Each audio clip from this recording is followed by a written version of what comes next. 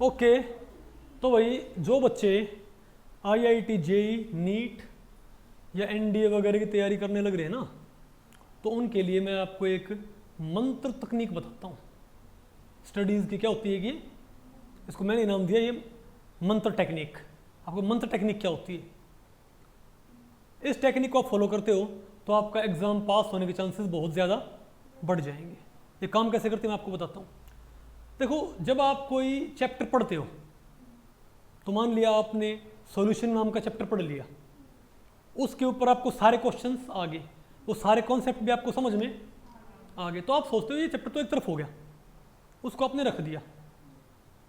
फिर जब आपका सिलेबस पूरा हो जाएगा तब जाके आप क्या करोगे, उस चैप्टर को दोबारा से उठाओगे, दोबारा से उसको आप रिवाइज करोगे, और तब आपको पता क्या लगेगा एकदम से कि इसमें तो हम काफ़ी कुछ भूले बैठे हैं।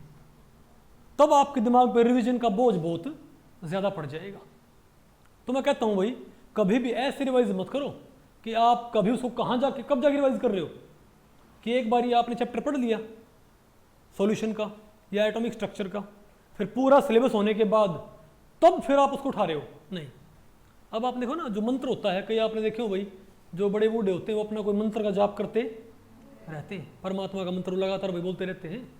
तो मंत्र तकनीक का मतलब यही है कि आपने अगर एक चैप्टर पढ़ लिया है ना, तो आप उसको अगर हो सके तो रोज़ाना, ठीक है, चाहे आप उसके एक बारी पेजेस पलट लो, उसको पढ़ो मत, चाहे 5 मिनट क्या करो उसके पेजेस पलट लियो।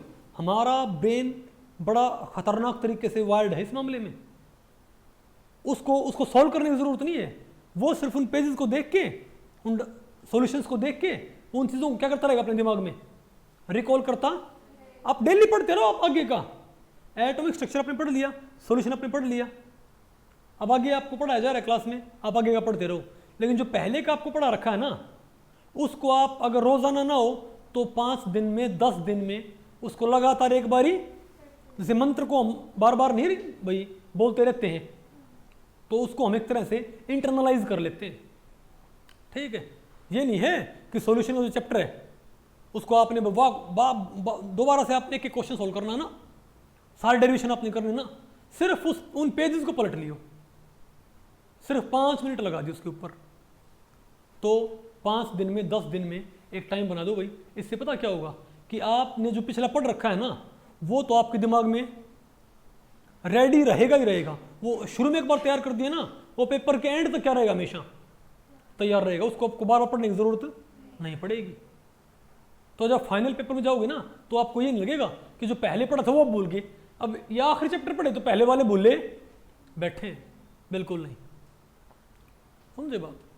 इसको आप ऐसे मानो भाई, जैसे आपको पता गांव देहात में एक खेती होती प्याज की, इसको भाई गंठे बोलते हैं हरियाणा में।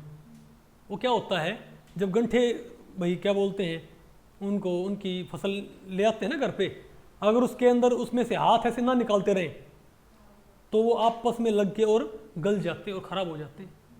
पता आपको इस चीज़ का? तो उन प्याज में से लगातार हाथ निकालते रहना पड़ता है। सिर्फ इतना ही करने से क्या होगा, कुछ एक्स्ट्रा नहीं करना, सिर्फ उस प्याज में से हाथ निकालते रहते हैं, तो वो उनको आप 1 महीना 2 महीने कितने दिन रखो वो ख़राब नहीं होंगे। तो सेम बात क्या होती है, आपकी तैयारी के ऊपर होती है। आपने जो पढ़ लिया है ना, आप उसको मानो आपने फाइनल पढ़ लिया है, ठीक? तो हर 5 दिन बाद जितना आपने पढ़ रखा है पहले, उस सारे के सिर्फ पेजेस पलट लो, चाहे न्यूमेरिकल फॉर्मूला को एक भी, लेकिन वो फॉर्मूले आपको लगातार दिखते रहेंगे ना, तो हमारा दिमाग उनसे क्या हो जाता है, फेमिलियर, कि हाँ ये भी आता है, होता नहीं ऐसे, ये भी आता है, ये भी आता है, ये भी आता है। जब मैंने NET JER for IIT GATE pass किए थे भाई, तो मैं आपको बताऊं कि मैंने अपने जो नोट्स बना रखे थे ना, मैं डेली ये सोचता था कि कब पेपर हो जाए और कब इनसे जान छूटे। क्यों, इतना बोर हो गया भाई, ये भी आता है, ये भी आता है।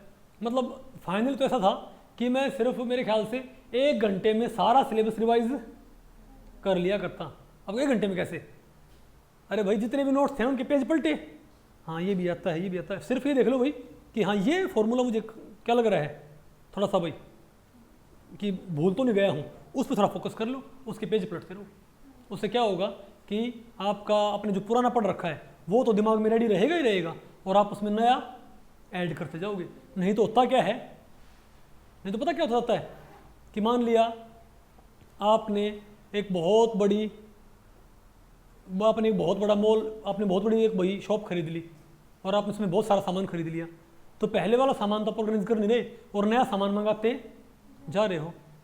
तो आप नए सामान तो कुछ समझ क्या आपके क्या देखोगे, पुराना सामान आपने जो ऑर्गेनाइज नहीं किया तो सारा क्या हो गया, खराब हो गया या यूजलेस हो रखा है, इजंट इट।